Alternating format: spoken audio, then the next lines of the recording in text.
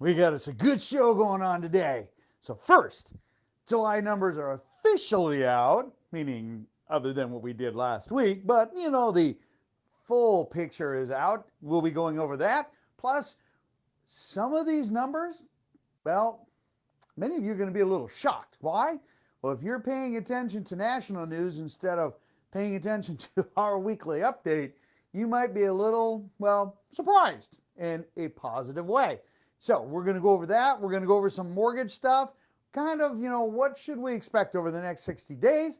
And with that, we'll get the show on the road. But first, hey, subscribe. Make sure you share this and make sure that if you know if somebody's looking at buying or selling, a good friend. Many of our clients, when they get ready to refer us out, they actually send this video or similar videos out to them so they can go take a look at it. Our YouTube channel, you know, we've got the history, so you can go back and take a look at year over year. We've been, oh my gosh, I've been doing this since 2007-ish. I think some of them have dropped off since then, but make sure you hit the subscribe and the like button. Hey, let us know what you like. In fact, we had some really great questions. We've got one of the most common questions that we will answer. Frank, hopefully you got some preliminary information you were looking for on your property. Frank had asked, he's like, George, I got these 6 lots and I want to know, you know, how do we price this and you know, what is the methodology and whatnot. And so we discussed that in generic terms, very general terms. He happens to be in an area I do not practice, but the concept is still the same. So did a video for him. Hopefully he found that incredibly valuable. Frank, thank you for asking and hope that that was helpful. If you have any other questions, definitely reach out. So with that, hey, let's kind of get to it because, well, there's a few things we're going to do and have a little bit of fun with it. All right. Yes, I did have my double espresso this morning, and most people were like, dude, man, you got to cut back. And I'm like, no way, man. It's just too much fun. All right. So August, remember, the beginning of the month, I don't do the month over month. It's just there's not enough days. There's only been 6 transacted days since today is August 7th. All right. So year over year, remember we said this number is going to start coming down. Well, funny enough, some folks are saying, oh, the market's shifting. Market's shifting, and there's more inventory. There's more coming online. There's more inventory. What? No, we're just comparing year over year because last year we absolutely drew down the inventory. It was crazy. So to give you a perspective, and I know Marie's going to post this. There we go. Light green is inventory. Light green over here was inventory, which is more normal for us.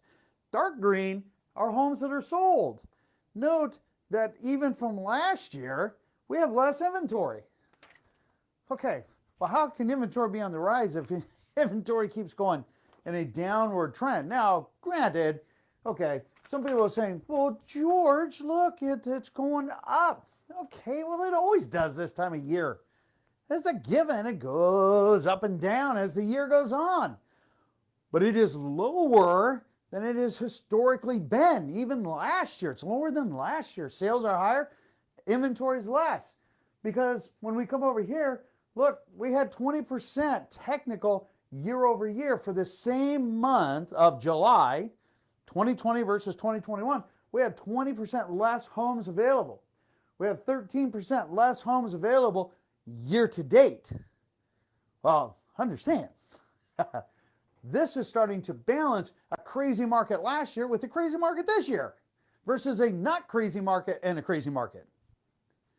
But the numbers speak for themselves. All right.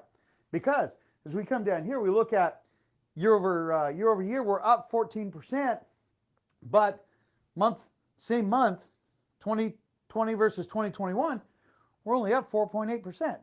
Well, that's not many, but we're still a little bit more, right? Pendant is up 13.7% year over year, but for the month of July 2020 versus 2021, we're 0.1 less homes that went pendant. To give you an exact count, that's only 11 homes. That's a pretty negligible amount, right? Now, sold year over year, we're up 23.3% and up 4.2% for the month of July, year over year. Okay, so we're selling more homes. We have less inventory to work with. Buyer demand is still out there and massive, and FOMO, F-O-M-O, fear of missing out. I don't know how these people come up with these acronyms, but there you go. Anyway, so our numbers here clearly show that we are still very aggressive. Nationwide, okay, guys, you can't pay attention to the nationwide. Heck, the nationwide average price point's only $385,000. Well, even down south and up north, down south, South King County, Pierce County, up north, our mean price is well above that, okay? I mean, in the mid fives for down south and up north. And up north is actually higher. It's closer to $600,000. On the east side, we're just shy of $1 million, or right around there. And in Seattle, the mean price is like 800 and some odd, 850,000. So it's not even close. So quit paying attention to what the media is saying, what the national news is saying. Pay attention to this channel, because every single week we go over this. Now, granted, my focus is Pierce, King, and Snohomish County. These numbers are the Northwest MLS. These numbers are Pierce, King, and Snohomish County. That is where we spend a bulk of our time. That's where my team practices. So those are the dominant numbers that you're going to get. So speaking of that, last 7 days. So in the last 7 days, we had 1,612 homes coming on market, meaning sellers raised their hand and said, yes, I want to sell my house, okay? But with that, we had 2,010 homes that went off market. Well, if our inventory is on the way up, how in the world do we have more homes going pendant than we do coming on market? Plus, we had 1,483 that sold, meaning that the transaction closed. Okay, well, that's still an amazing set of numbers. So, number one question that was asked, should I refi? Okay, that's the number one question. But before we answer that, I want to come over here. And I want to talk about a little bit about rate. Mortgage rates. Not what you rate me.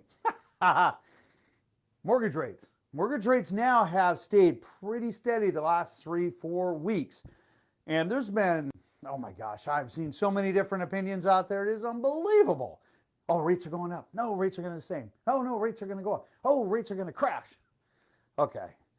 There are definitely some metrics to watch. And yes, it's a little volatile right now. There's a lot of different balls being juggled that are going to determine where things are going. Because remember, and this is super important to understand, as we delve into this, some people think that the Feds control mortgage rates, and they don't. Your bonds, your 10-year treasury, okay, mortgage-backed securities, it's part of the stock market, and you need to watch that because, like the stock market, it goes up and down every single day. The Feds control really your credit cards, your car payments, your HELOCs, home equity line of credit, the commercial type of loan lending. That is what they dictate. That's what they control. Now, sometimes when they say, oh, like recently, oh, the Feds went down to zero cost, meaning that they're not making any money, right? It doesn't mean that mortgage rates are going down to zero because it has nothing to do with it. What it just says is that the cost, right, or par or prime, which is what they will create, plus, right? The plus is what a bank puts on for their profit point, typically 2.5 points. 1 point equals 1%, okay? So if they are saying their margin is 2.5 per, 2.5 points, okay? So prime plus 2 or prime plus 2.5, okay, well, that's prime plus 2% or 2.5%. That becomes your rate. They stack it together. So if it goes down to zero, you might say, oh, that's zero. Well, not necessarily. Could be, but most of the time there is some margin there, and you're looking anywhere from 2.5 to 3% for that cost of funds, for those monies. All right? Has nothing to do with mortgage rates. Remember that. Okay, now, owner financing is holding at 2.875. That is par pricing, no points. Meaning that, okay, this is really funny. There's this thing, there's this word, it's a magical word. It's called marketing. And lenders do it. And because they know that if they give you this really fancy number, that you're going to call them. And you're going to go, oh yeah, I want that. Dan's rate's 2.875. But you're offering me 2.625. Look at that. Printed it off today. Well, guess what? What they're missing is, what is the cost? What is the cost to get there? Okay? Because this rate, you know, whether it's Juliana or at Qualstar Credit Union or Dan Golden at Cornerstone, understand that means there's no buy down. To get 2.625, well, you have to pay money to get that down. Pay money. What is another one I have here? Have one here, 30-year fixed at 2.5%. Now here's what's really funny. I love this one. You gotta look at this. So fixed, they give this big number, 2.5%. And then you look at that in here, you got this super, super tiny writing. That super, super tiny writing says, holy crap, I can barely read it. It says maximum loan amount, $321,000. 30% down. And subject, oh, you have to have a credit score of 740 or better. Well, who gets a mortgage of $321,000 with 30% down? Not many people. So again, you need to literally read the fine print, right? Because when we talk about mortgages and everything else, and after this, we're going to do a quick class on the 5 things that you need to pay attention to. Since we've had the request multiple times, we're going to go over this. Understand par pricing and points. Every 1% of rate reduces your buying power by 10%. That's super important when you understand leverage. That's why this is so important right now. Even here, if you're not going to be in your house for 10 years, or if you're going to be in your house for 10 years or less, hey, it's better to look at an adjustable rate mortgage that'll be fixed at 2.125 with 1 point or 1%. Okay, if you have a $500,000 principal balance, 1.1% is $5,000. That's the cost to buy that down. But that would make potential sense based on our rate when we look at the cost versus how long does it take to repay that, right? Cost benefit analysis. We go over that. Dan and Juliana, they go over that for you and they give you an idea. Does it make sense or not? All right. Non-owner occupied is at 3.625, no points. That is still amazing. All right. So understand rates have been holding right here. Now, I did print off a couple of notes for myself. Fannie Mae reported that single-family serious delinquency decreased to 2.08% from 2.24% in May. That is down from 2.65% in June. Mortgage rates were at a 3-year low as far as rates. We knew that. Rates actually have dropped down even during last year when they were crazy. They are back at that point, so they are at their 3-year low. We have seen a reduction in new applications, which is not unexpected, but they talked about what are some of the reasons that we might see a mortgage rate jump or a mortgage rate bump. And the reason that mortgage rates are so important is because it has an immediate impact on all of these numbers. Because as mortgage rates go up, and especially if they take some pretty big jumps and stay, people tend to back off a little bit. Not uncommon. That's one of the, if you might remember, one of the key factors for us to maintain this level of activity, one of them being mortgage rates, second one being inventory, third one being what is our economy doing. Speaking of the economy, first one, the economy is rebounding faster than expected. Okay. which has had an impact on inflation, which has had an impact on supplies, which has had an impact on what people can do and the cost of construction, the cost of materials. Okay, that is all having a impact, and therefore inflation is going up, which then the feds are going to respond to, okay? Which then the market, when we talk about the market, it's not the real estate market, we're talking about the stock market, the world economy, the world market, the nationwide market in how it perceives it. Because remember, mortgage rates are based on the stock market. So confidence, they pull out of bonds, out of mortgage-backed securities because they don't need that safe investment. They go to more riskier investments. As things become more volatile, they move back into bonds, mortgage-backed securities and whatnot, 10-year treasury, because they're more secure. When people move into mortgage-backed securities and all those things, mortgage rates come down. Okay, value goes up, mortgage rates come down.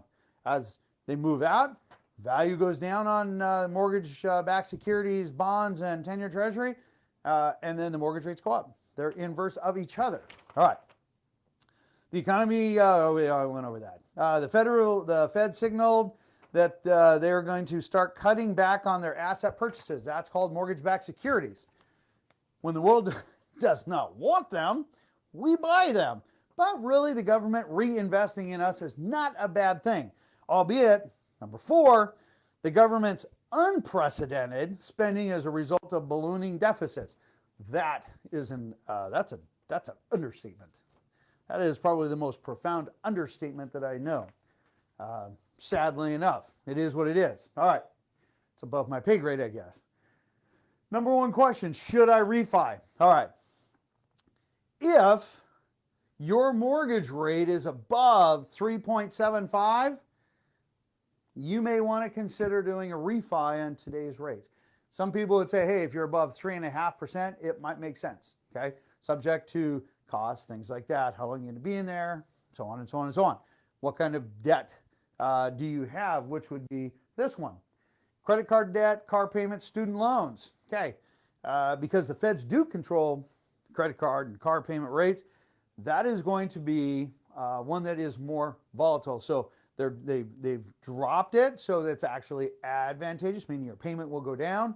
The however is when it goes back up, and they will do it to fight inflation, right, to stave it off, as they say, rates will go up. Well, then, of course, your payment goes up. So if you want to create a little bit more monthly liquidity or guarantee your monthly obligation, which gives you, again, more liquidity, more stable future business planning for your family, you may want to do a cash out refi and pull those things into it. If you want to diversify your portfolio, had a conversation with Neil yesterday when we talked about the value of equity. Now, some people argue with me in this statement of saying the value of equity is 0. There's no value in equity. People are like, how is that even possible? Look at this, man. I got $500,000 equity. Okay, show me in your pocketbook where the equity is paying you. And it's not. It just sits there. It's just static. It doesn't do anything. Equity only has value when you collateralize it or you sell the property to realize and then reinvest it. Otherwise, it just sits there. Okay, well, if you have a rate at 2.8% and you have, let's say, $500,000 of equity in your house, let's say you pull $250,000 of it out at 2.875 or 3%, whatever that rate might be for a cash out refi. There's an add-on for a cash out refi. Let's say it's 3%. You put this back in the market with either John Easley or Rod Tucker, both financial planners, at an investment that is between 6 and 10%, depending on what you are looking at doing, that is still relatively safe, okay? Well, now you've doubled or tripled your money by doing the same thing. So you're investing in yourself. If the cost of funds is only, let's say, 3%, but yet you are doing 6 to 10%, that allows you to reinvest, okay? Well, there's no downside to that. And you say, well, what if I want to be, debt-free again? Okay, well, cash that in, keep your profits that you've made and pay it off. Okay, no big deal. Okay. The difference is, understand that equity has zero value, so it is a way to diversify your portfolio. Again, only talking about reasons you may want to refi, okay? You may be on an ARM right now that might be at its 7-year window, and you say, hey, this might be a good time to convert. Sure, it is. Even if you've been on for a few years and rates have dropped down, sure. Or if it's close to your ARM rate, you may want to convert to a 30-year, right? Give you, again, more time, more stability, all depends. If you're on a 15-year and you want to go to a 30-year, some people might say, George, I just went to a 15-year. Sure. But if you can get the same pricing on a 30-year, reduce your payment amount, take the difference, reinvest it, fitting into your, diversify your portfolio, and start putting that into, you know, a 401k or putting it into a retirement vehicle to get you a greater return, why not? Makes perfect sense, right? Because now you're compounding your earnings, because to borrow money right now is so inexpensive. That could be buying an investment property. A number of our clients have recently bought investment properties. Why? Because the cost of funds is low enough, plus appreciation. These guys are looking at it, hey, this makes absolute sense. I can make rental properties cash flow now, whereas before I couldn't. That's fabulous, okay? That was one of the conversations yesterday with a house in Woodinville. Showed them, hey, this is able to be bought at a 5% cap. You can even go up to a 6% cap and still make $300, $400, $500, $600, $700 a month, depending on how much you were putting down. Okay, it makes absolute sense. Okay, getting off that soapbox, that's the reason why somebody might do a refi. Okay, so to answer your question, market is rocketing on. Everything is moving forward as scheduled. Our numbers are staggering compared to other areas. We are one of the top 5 sweet spot markets across the United States. All right, rates are holding firm. Our inventory is still struggling. That's probably the best way to say it. It is absolutely struggling. We are still seeing multiple offers. There are other ways of looking at inventory. Talk to your agent about off-market homes. If not, go to buyingoffmarkethomes.com, buyingoffmarkethomes with an S.com, and take a look at some of the options there. In the meantime, have an absolutely fabulous weekend. It is a little bit cooler today, and I'll see you guys in the next video. Take care.